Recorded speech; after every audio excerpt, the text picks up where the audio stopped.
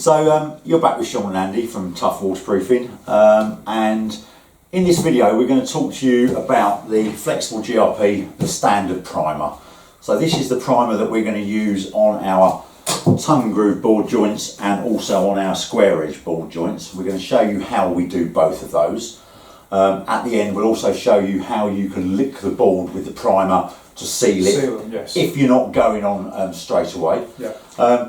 So obviously the primer is a white primer. You can see from the top of the can there. We've decanted some into this bucket here. We've got a litre in there, Sean, haven't we?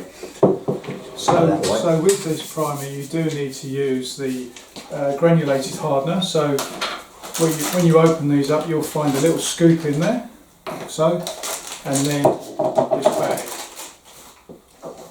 The best suggestion is that you just snip the corner of this and decant it into your easier to access. And the coverage rates on this? So on this primer, anywhere between 17 to 26 square metres for that 5 kilo bucket.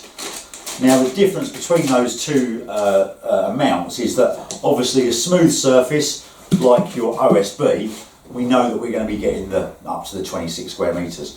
But when you're priming things like asphalt, felts and then mineral felts, the coverage rate will go down.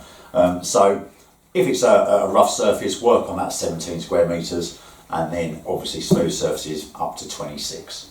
So the addition of the powdered catalyst is very, very simple. It's a minimum of 2%, maximum of 4%, basically minimum of 2 scoops and maximum of 4 scoops, depending on the temperature of the ambient temperature of the day. We're about 11, we fall in the 11 to 17 temperature range. So that's telling me I'm using 3 scoops per litre. Yeah. We have a litre in there, so we're going to do 3 scoops. As simple as that. So all we do,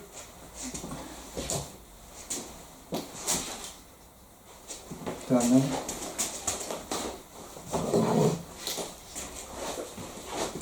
There's my 3 scoops. So this is like putting sugar in your tea. So basically you don't want a pile of the hardener at the bottom of your bucket, so you've got to give it a good stir. Make sure it's well stirred in. And it's worth just letting it, once you've finished stirring, it's worth just leaving it for a minute or so, isn't it? And then just giving it a quick re-stir. So at those 3 scoops at that 11 degrees, you're going to get a curing time of between half an hour and 60 minutes, basically. Yeah. It does tend to go off on that quicker end of the scale, doesn't it? Oh yeah. And then again, in the warmer weather, when you get it down, you'll be surprised how quickly it does go off once you've laid it. So I think we're fairly done there. Yep. I'll take that off you. Thank you.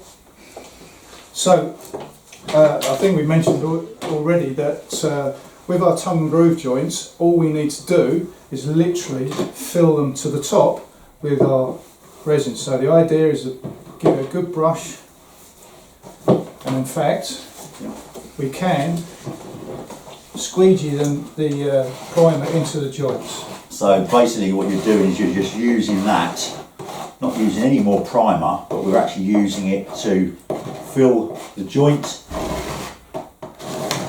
and now we know that that joint is completely full.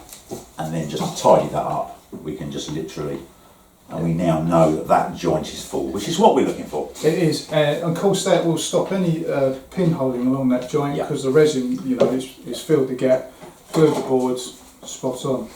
So I don't know about you, but I'll run around the roof afterwards just to make sure you're complete. If you need a little bit more, you can always just drop it in, can't you? Of course, when we come to square edge boards and we've got that 2-3mm gap, we need to reinforce this, and we use the primer to do that. So best thing with a brush, with a roller, we're going to wet the joint, and then with our 450 bandage we're going to roll it down.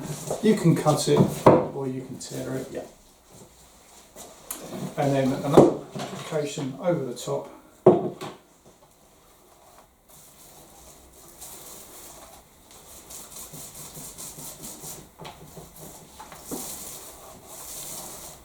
And then basically, as you give that a nice roll in, that starts to consolidate in nicely, doesn't it? So basically we're going to run around the roof, and again what we're going to do, we're going to just run across it and make sure that the bandage is sitting nice and flat, there's no kinks.